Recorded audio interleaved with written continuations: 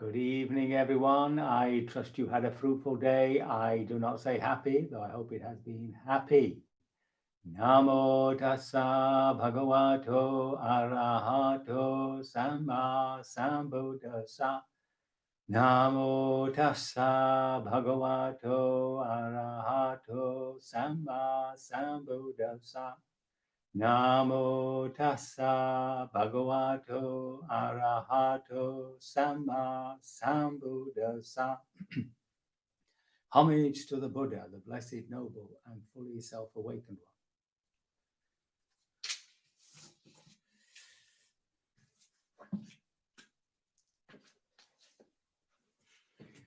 one. Now this evening I have to start with an apology. The test was flawed. And I'm sure that some of you felt humiliated and crushed. And it all hangs around this one word, because after the meditation, it was Noreen pointed out to me that this word personality had never come up in previous talks, and I don't think it has at all. So I had to go back and review the situation. Now, it seems that the word used is sakayo,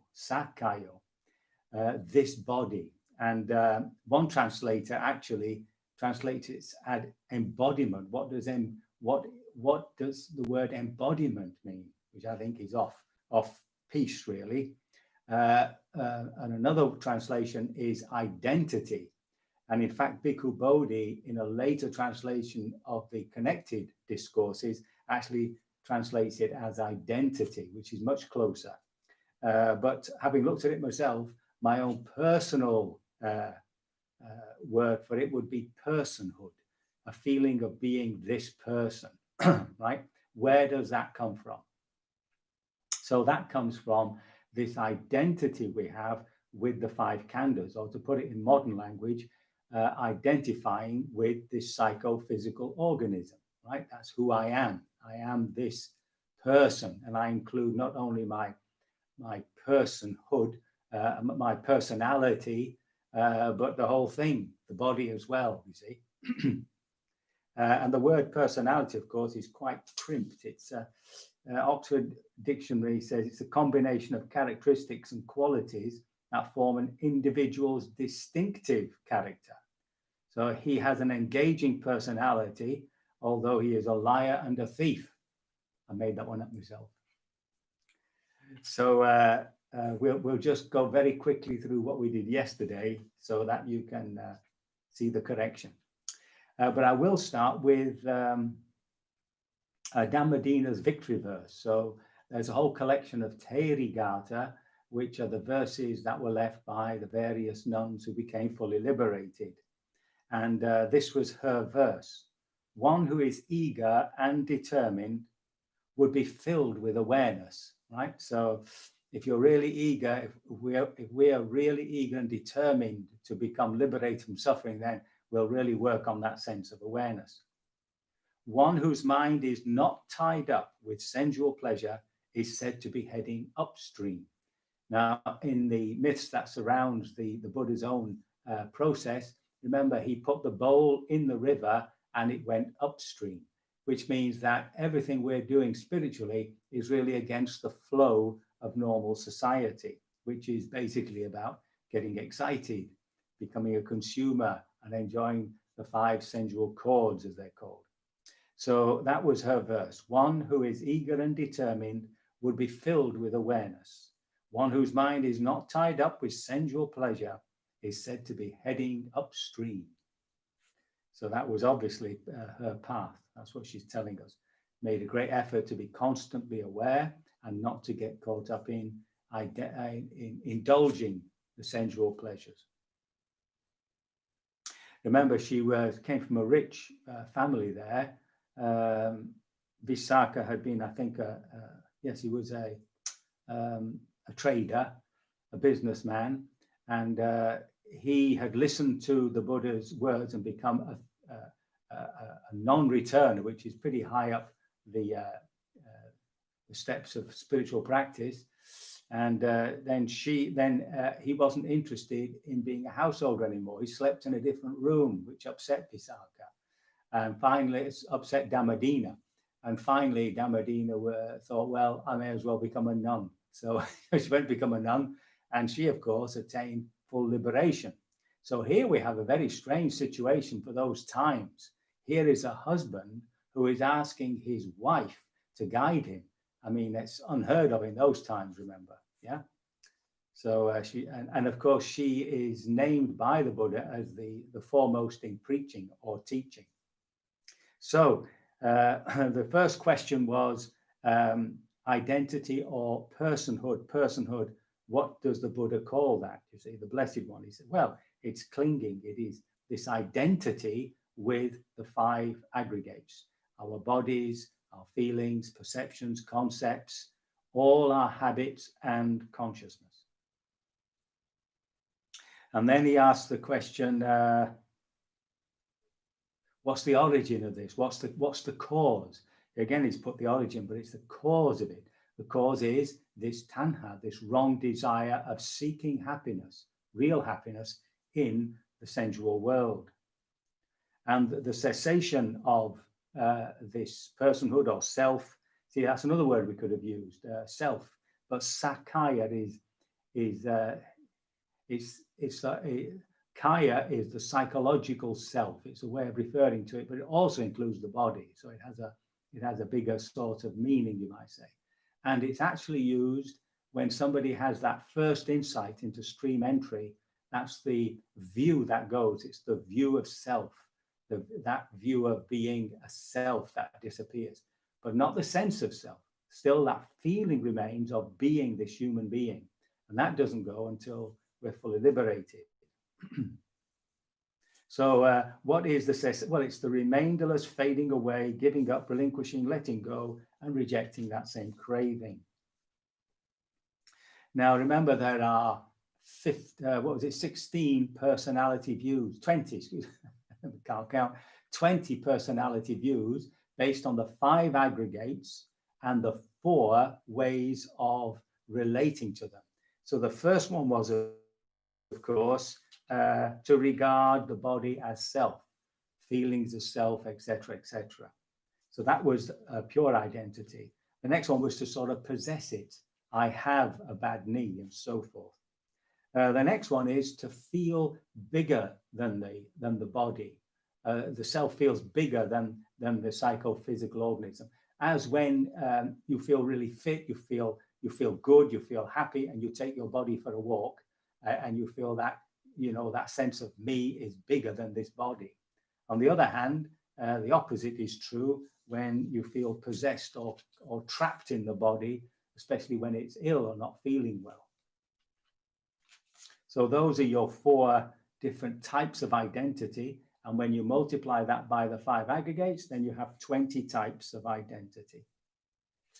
And of course, the question arises from that. How does this personhood view or self-view or identity view not come to be? How does it stop? Well, it's by perceiving the delusive nature of that and perceiving that these 4 modes of identity are just notions in the mind. They're just something that we make up.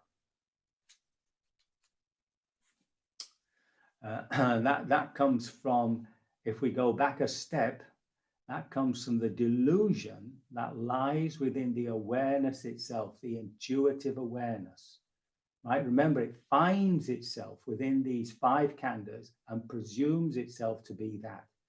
And in our meditation, when we pull back within ourselves to find that observation post, and we're looking at these 5 khandhas, these 5 heaps, right? We're looking at the psychophysical organism.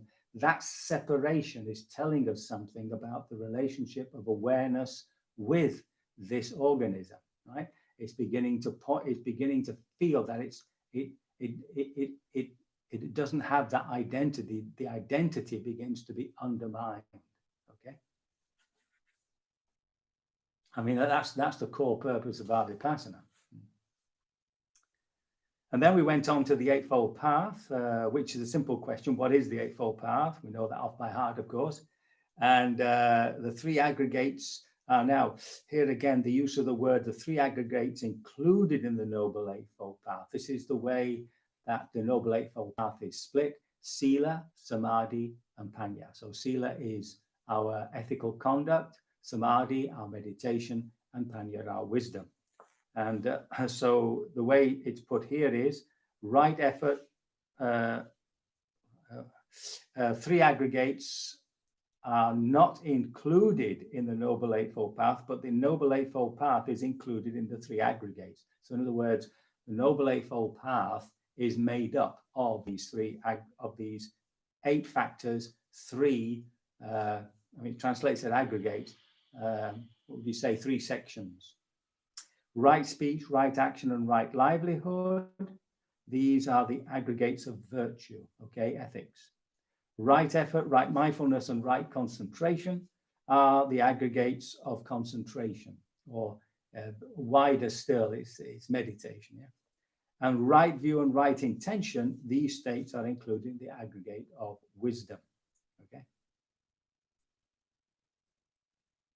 Even though we say right effort, right mindfulness, right concentration is the aggregate of concentration, if you think of that also in daily life, you know, just washing the pots, being aware, putting your attention there. So it's not just the meditation, yeah. Okay. So then we can move on a little. So concentration now. See, what is concentration? What is the basis of concentration? What is the equipment of concentration? What is the development of concentration? So this is put in such a sort of quizzical way that I would never put it to you as a test. It would be crushing and humiliating, because you've got to sort of get into the way, the speak, the sort of scriptural speak, how things are put. So concentration, the word here is ekagata, which means everything going one way, one way. So the mind, the attention is just going one way. Here the word that Bhikkhu Bodhi has chosen is unification of the mind. I would prefer attention, unification of attention. The fourth, the basis of this concentration are the 4 foundations of mindfulness. Now remember that the 4 foundations of mindfulness on the body, on feelings, mental states, and on all the teaching of the Buddha, the hindrances, the 7 factors of enlightenment, the Eightfold Noble Path, etc. Those 4 foundations not only are for the meditation, but in ordinary daily life. So the basis for this concentration is the 4 foundations of mindfulness. What is the equipment? In other words, what do you use in order to get this right concentration? The 4 kinds of right effort or striving is put here, the padana. So remember, that is, if I get confused with this now, if an unwholesome habit arises, we then just get onto it ASAP and not get involved in it, and we stop further arisings of these unwholesome states. When a wholesome state arises, we develop it and we try to maintain it. Those are your 4 great strivings. Now, what is the development of concentration? Repetition, development and cultivation of these same states. So it's repetition. When you're on retreat, the whole day is the same. You know, the schedule is the same. You get to use the same noting words because you're always doing the same thing.